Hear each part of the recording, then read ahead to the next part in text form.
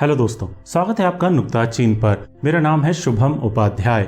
देखिए, बात साफ है, अगर आपने मशहूर मराठी फिल्म लपाछपी देखी है तो छोरी में आपके लिए कुछ खास नहीं है। आप बस इसमें नुसरत भरूचा को सिंसियर अभिनय करते हुए देख सकते हैं और मीता वशिष्ठ की अलहदा अदाकारी का लुत्फ ले सकते हैं, क्योंकि ये हिंदी फिल्म तकरीबन सीन दर सीन अपनी ओरिजिनल मराठी फिल्म का रीमेक भर है। लेकिन अगर आपने 2017 में आई लपाछपी नहीं देखी है, जो कि अभी ZEE5 पर स्ट्रीम हो रही है, तो विशाल फूरिया की ये हिंदी फिल्म आपके लिए काफी हद तक दर्शनीय साबित होगी। 2 घंटे 10 मिनट की इस फिल्म का आखिरी 1 घंटा आपको एकदम बांध कर रखेगा और उस दौरान इस हॉरर फिल्म का निर्देशन, सिनेमेटोग्राफी, मूड और अभिनय अपने सबसे बेहतर रूप में आपको देखने को मिलेंगे। लेकिन फिल्म में आपको कई सारे लूप होल्स भी मिलेंगे, बड़े वाले, जिनकी वजह से आप छोरी को उतनी गंभीरता से नहीं ले पाएंगे जितनी गंभीरता इसकी मूल कहानी डिजर्व करती है। स्पॉयलर्स के डर से ये लूप होल्स बताए तो नहीं जा सकते, लेकिन फिल्म में जब ये आएंगे तब आप इन्हें तुरंत पकड़ लेंगे।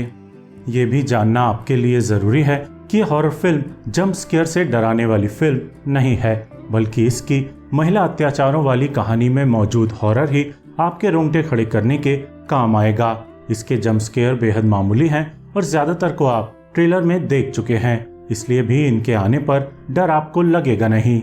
लेकिन फिर भी फिल्म डर का माहौल बनाने में कई दफा सफल होती है, खासकर फिल्म के आखिरी हिस्से में, जिसमें गन्ने के खेतों का भी बेहतरीन इस्तेमाल किया जाता है। वो सीक्वेंस बड़े शानदार हैं, जिसमें नायिका कैद से भागने की कोशिश करती है, लेकिन गन्ने के खेतों की भूल भुलैया में खोती चली जाती है।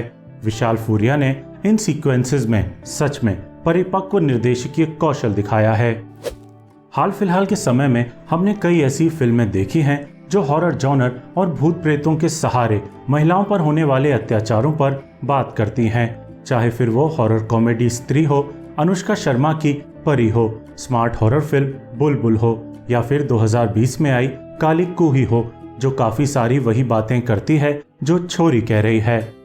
इन सभी फिल्मों में एक बात नोट करने वाली है कि ये शुद्ध हॉरर फिल्मों की तरह डराने में अक्सर नाकाम रहती हैं और इनकी कहानियां महिलाओं पर होने वाले सामाजिक अत्याचारों के चित्रण से ही हॉरर को रचती हैं।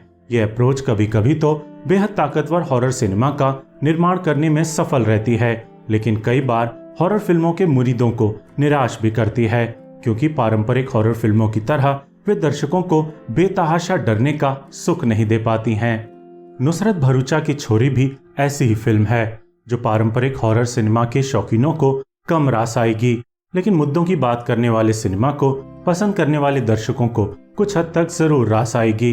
हालांकि फिल्म की जो मुख्य थीम है वो भी हिंदी सिनेमा के क्षेत्र में अब पुरानी हो चुकी है।